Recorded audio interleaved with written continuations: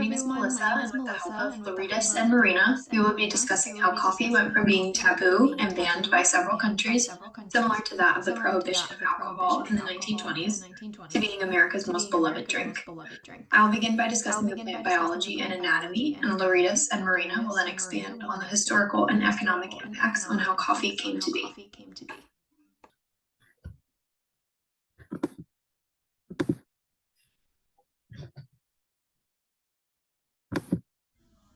There are two main species of coffee plants, generally grown to produce the coffee beans that we use to brew coffee as consumers.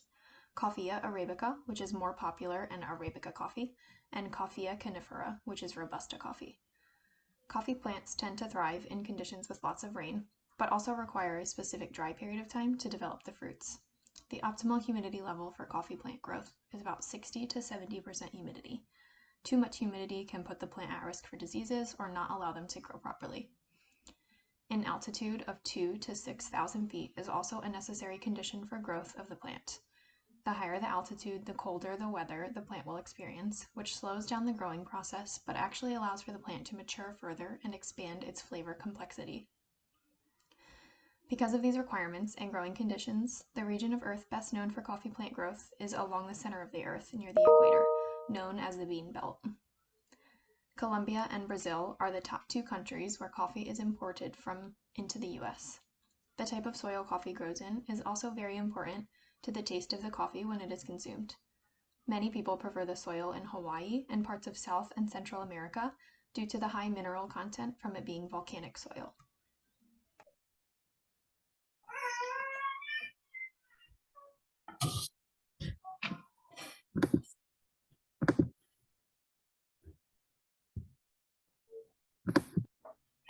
As you can see on the right-hand side, the real-life plant does not look anything like what we think of when we hear the word coffee bean.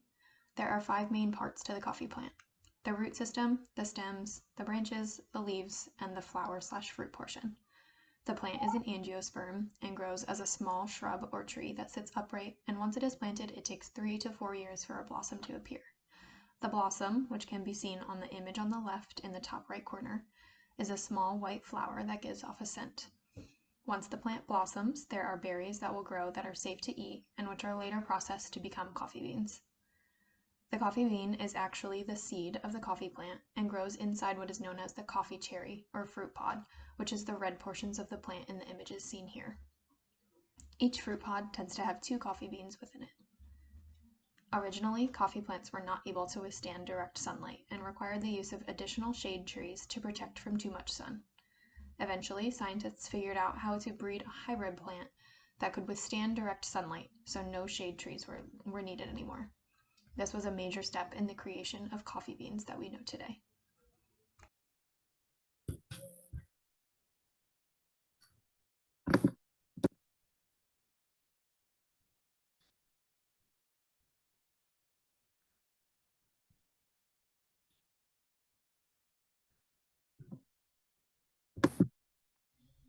Zooming in on the coffee fruit, we can see that there are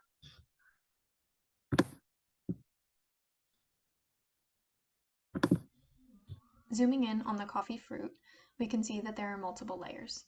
Starting from the outside, we have the outer skin, pulp, pectin layer, parchment, and silver skin. These layers all help to protect the seed. The silver skin is a part of the ovule of the seed and is completely shed off after roasting. After this, we get into the actual seed of the fruit, which is extracted and roasted to create the coffee bean, and it is the endosperm of the plant. The endosperm plays a drastic role in the flavor of the coffee bean and is a reserve tissue for the seed.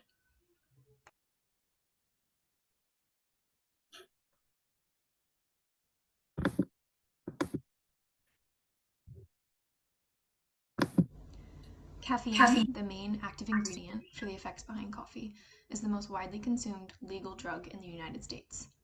At one point in time, drinking coffee was thought to provide similar effects as drunkenness and was therefore banned by religious groups.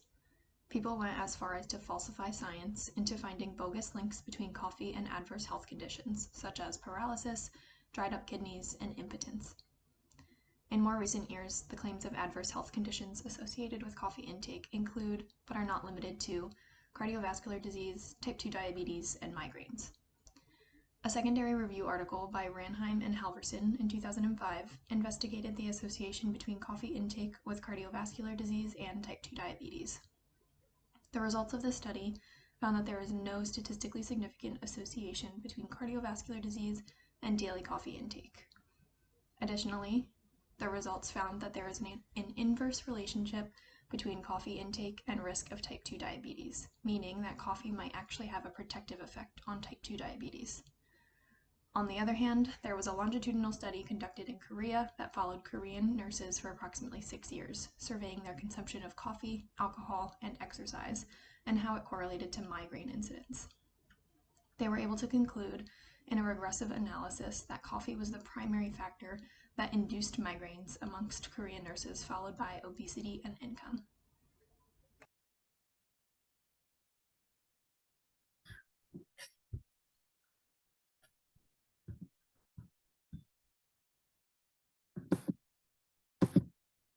Hello everyone, I am Laredis. We're going to start off with a great 5-minute video that summarizes.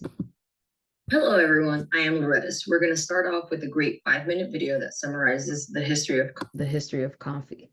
The animation is simply wonderful as well.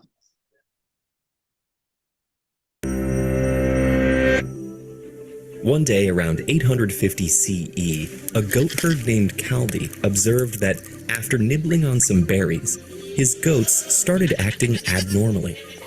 Kaldi tried them himself, and soon enough, he was just as hyper.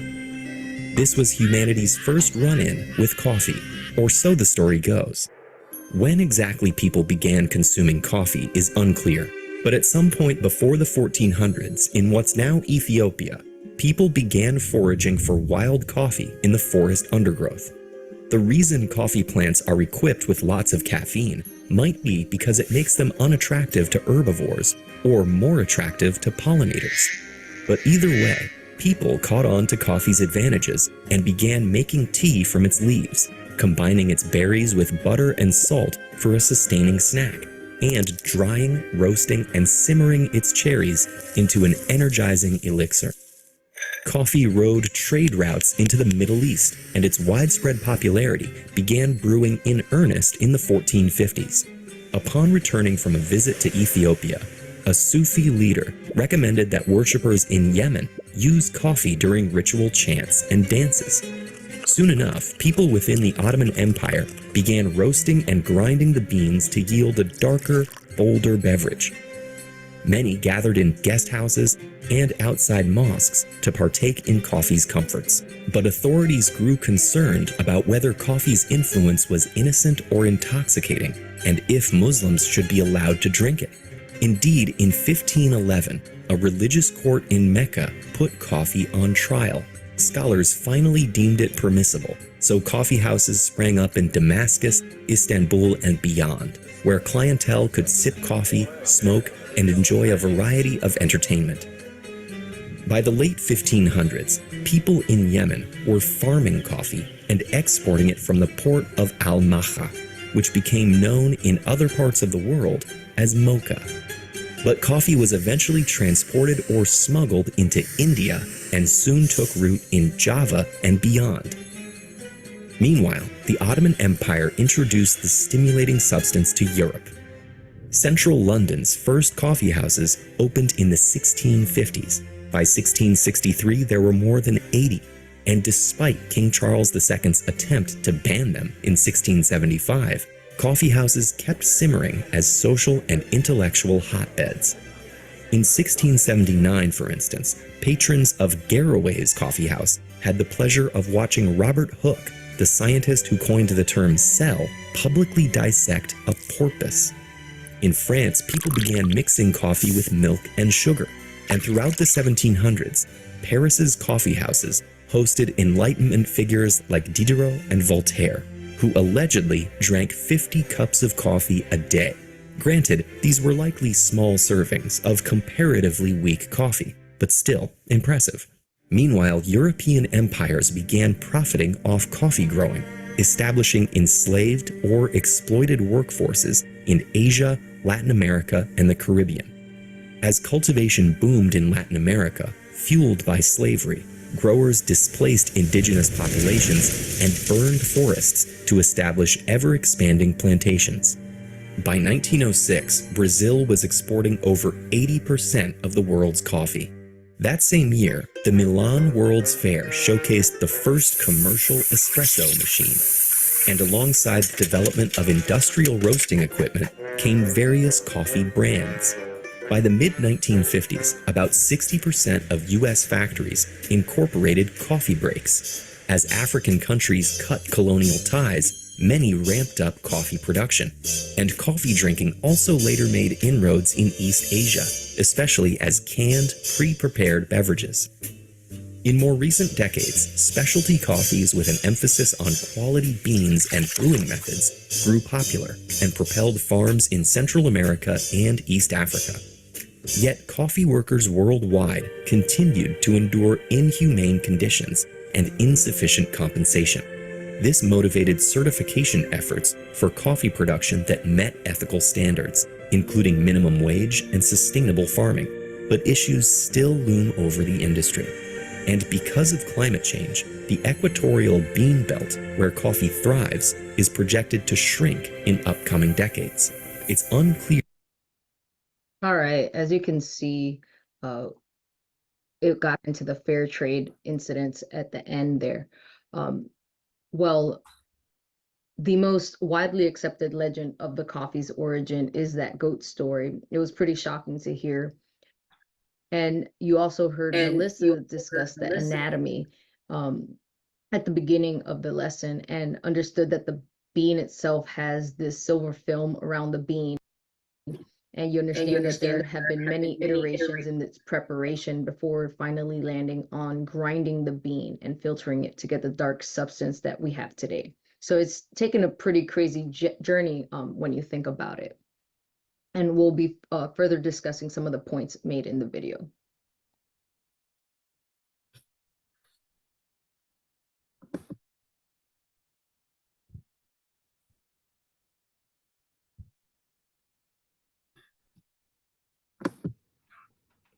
Hi everyone, I'm Marena. I want to take one step back and discuss the concerns for climate change and its effect on the coffee industry. By 2050, which is much closer now than it may seem, the land in the coffee belt suitable to grow coffee is at risk of being completely lost or destroyed due to climate change. Temperature changes alone allow for potential diseases such as coffee leaf rust, or its scientific name, Himalaya vasitrix, to devastate coffee plantations.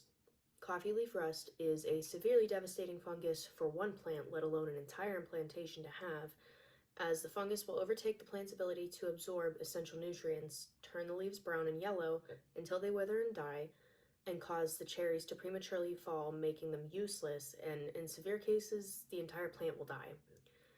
One popular way scientists and farmers are trying to reverse some of the effects of climate change is agroforestry, which is the intentional integration of trees or shrubs into crop and farming animal systems for economical, environmental, and social benefits. This system has been used for centuries to combat continuous climate changes across the planet and is the hope that we have for continued production of coffee in our future.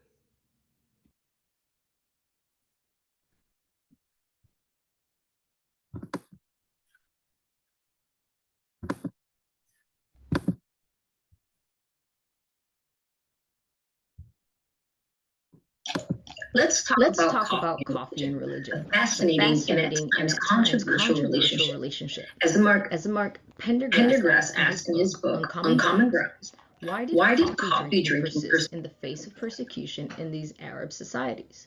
Well, coffee story begins in Yemen and Ethiopia, where it became a vital part of Sufi rituals, helping practitioners stay alert during the long prayers and meditations. But as coffee spread through the Islamic world, it brewed more than just energy. It brewed controversy. Religious leaders debated its effects, with some even comparing its stimulating properties to forbidden substances. So why did coffee survive this backlash? The answer goes beyond caffeine's addictive nature. Coffee wasn't just a drink, it was an experience. It provided energy and clarity without apparent ill effects, such as beer. And coffee houses became the perfect venue for conversation, entertainment, and even rebellion. These lively spaces didn't just attract thinkers and artists, They also gained a reputation for more scandalous behavior. Gambling was common, as there were satirical attacks on authority. Some coffee houses even became infamous for hosting, let's just say, unorthodox social exploits, including questionable sexual activities. It's no surprise then that coffee houses ruffled the feathers of those in power. So when the governor of Mecca discovered he was the target of these biting satire from these establishments, he banned coffee outright, citing religious justification. But then the Sultan in Cairo overturned this ban, ensuring the coffee's survival, even though other Arab religious leaders didn't agree.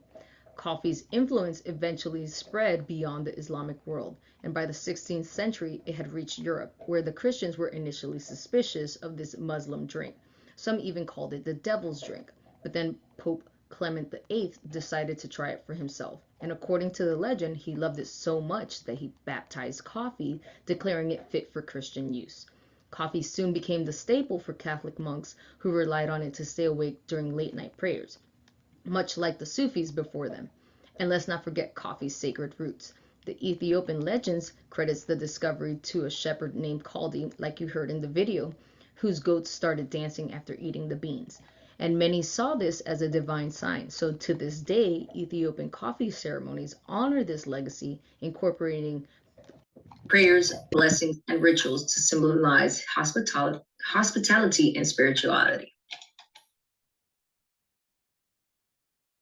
Picture this. It's the early 1930s and Brazil stands at a crossroads of ambition and disaster. For decades, Brazil had strategically positioned itself as the world's coffee powerhouse, producing over 2/3 of the global supply. Coffee wasn't just an export, it was the lifeblood of Brazil's economy. The government had a strategy known as valorization to control coffee production and stabilize prices.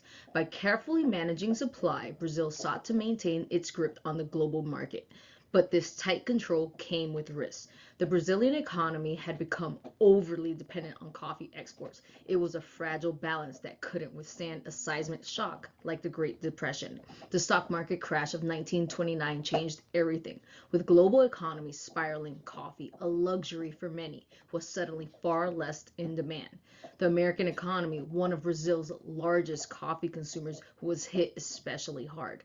This was a devastating blow for Brazil, whose fortunes were deeply tied to the U.S. market. Coffee prices plummeted by 90%, and despite Brazil's best efforts to regulate supply, warehouses began to overflow. The government, which had banked on valorization to keep prices high, was stuck with mountains of coffee it couldn't sell. Financial strain turned into a full-blown crisis. Brazil was teetering on the edge of bankruptcy. In 1931, the Brazilian government made a dramatic decision. If they couldn't sell the coffee, they'd destroy it. Their reasoning was simple. If they reduced the supply, they might stabilize prices. The results were astonishing. More than 7 million bags of coffee were burned the first year alone. By 1939, over 78 million bags had been incinerated or dumped in the ocean. Imagine this scene.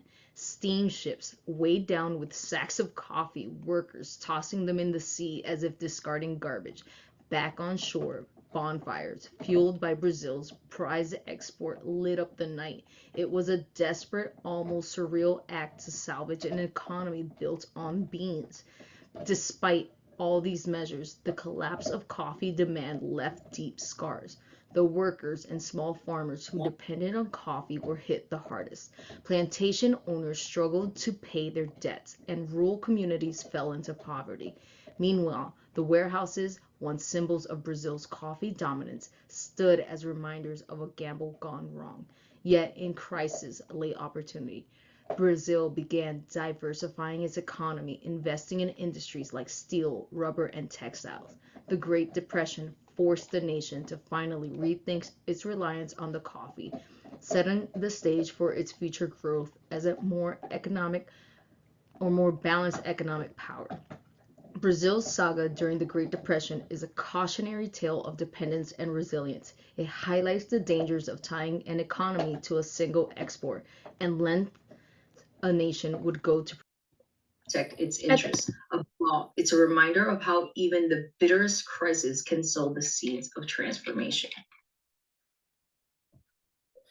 End of the TED Talk video. I stopped it short of the beginning of fair trade. We're not going to talk about Uganda's coffee story, so that when you enjoy your next cup of coffee, you think about this.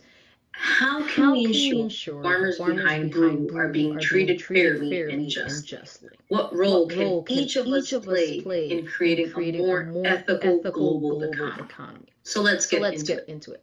Imagine you're standing on a lush Ugandan hillside surrounded by rows of coffee plants. The air is filled with the rich aroma of coffee cherries ripening in the sun. Coffee should be a symbol of prosperity for pride of Uganda, a country blessed with a fertile soul and hardworking farmers. But in the 1970s, this beautiful crop became entangled in a web of greed, terror, and international outrage. At the heart of the story is Idi Amin, a dictator whose rule left Uganda scarred. Idi Amin seized power in 1971, and under his regime, Uganda's thriving coffee industry became his personal cash cow. Coffee exports brought in millions of dollars each year. But the profits rarely reached the farmers who toiled in the field. Instead, they funded Amin's lavish lifestyle and brutal regime. Amin ruled with terror, and coffee farmers weren't spared. Reports emerged from men who fled Amin's employment, painting a horrifying picture. His enforcers were sent to terrorize Ugandan citizens, raping, killing, and robbing the very people who grew the coffee that filled his coffers. The United States, the largest importers of Ugandan coffee, you can see a trend, couldn't ignore these atrocities. By the mid-1970s, human rights activists in the U.S. uncovered shocking reports. 200 million per year was being funneled to Amin's regime through coffee imports.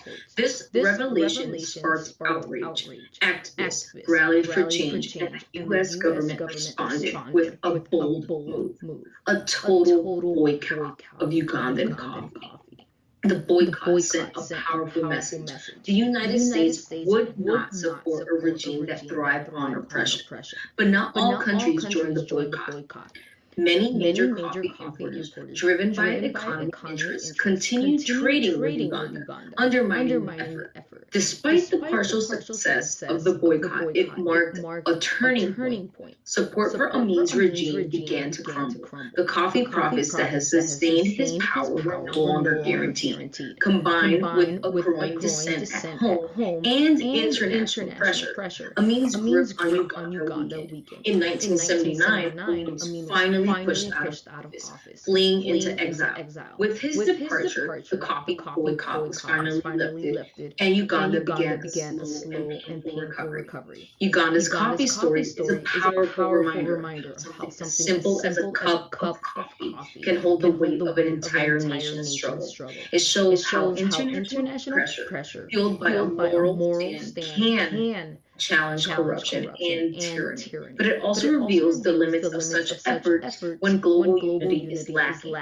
Ugandan coffee is said to be one of the most luxurious cup of joy. But the stigma from Amin's terror has cast such a dark shadow over this great country's coffee export. Mark Pendergrass does mention the great Folgers and Maxwell House in the book as well.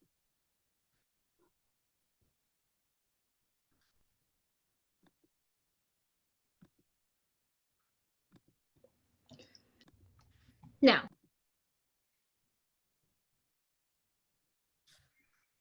we couldn't leave without discussing Peet's and Starbucks coffee.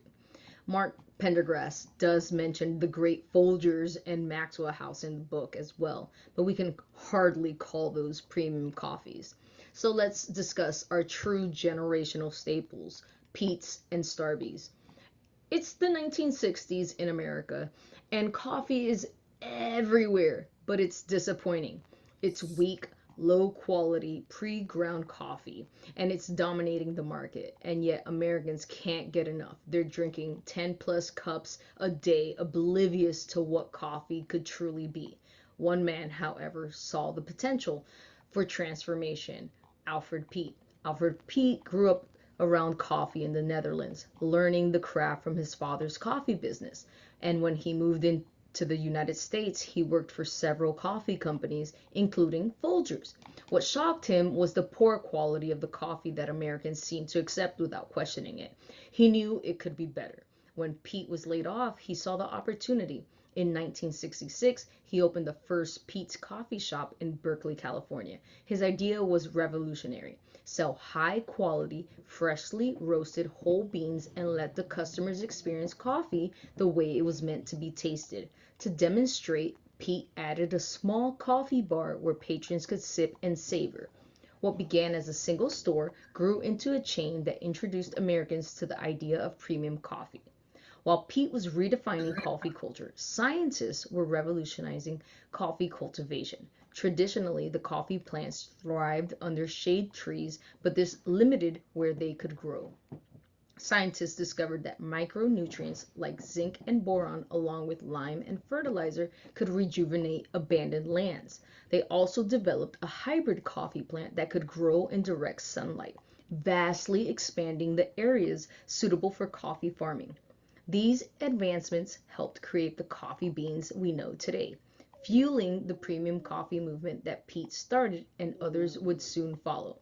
So now let's fast forward to 1971, and three Seattle College friends, Jerry Baldwin, Zev Ziegel, and Gordon Bowker, had grown tired of driving to Vancouver for decent coffee beans. And inspired by Pete's approach, they decided to start their own specialty coffee business in Seattle. They called it Starbucks, a nod to the nautical imagery of Moby Dick. But they didn't just admire Pete's from afar. They turned to Alfred Pete himself for guidance. Pete taught them the art of running a coffee business and even supplied Starbucks with its beans and a roaster until they could stand on their own. Starbucks didn't just copy Pete's, it expanded on the vision. Where Pete focused on roasting and beans, Starbucks turned the cafe experience into a cultural phenomenon. From Seattle to cities worldwide, Starbucks became synonymous with premium coffee. During this coffee revolution, another story brewed, one of skepticism and science. Headlines warned of coffee's supposed health risks, citing studies that claimed links between caffeine and heart disease, or even death. One infamous experiment involving injecting caffeine directly into animals' brains, which unsurprisingly led to disastrous effects. These studies, however, were quickly debunked. More robust research showed that these claims lacked reproducibility and ignored the way humans actually consumed coffee. In time, coffee was cleared of its tarnished reputation and its popularity continued to soar. The rise of Peet's and Starbucks marked a turning point in American coffee culture. What had once been a market for cheap, flavorless brews became a haven for connoisseurs, innovators, and cafe goers. Peet's brought premium beans and expert roasting to the forefront, while Starbucks transformed coffee drinking into a lifestyle. So, our closing thoughts as you sip your latte or enjoy your dark roast, remember the pioneers who changed the way we think about coffee. It's not just a drink, it's a story of vision, science, and reinvention. What's your favorite part of coffee's journey? The science, the visionaries, or the culture it's created?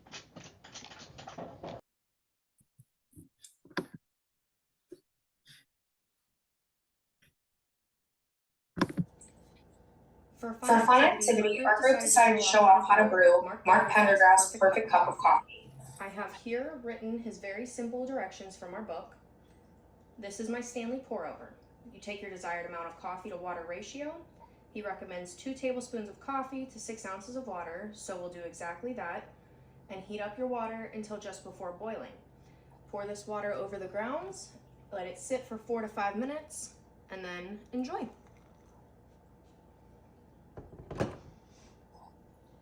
It slowly disperses the water through the coffee grounds and gives a fresh and rich tasting cup of coffee, sure to keep you warm. Another way of brewing, and personally what I believe is to be the most convenient, is my cold brew infuser.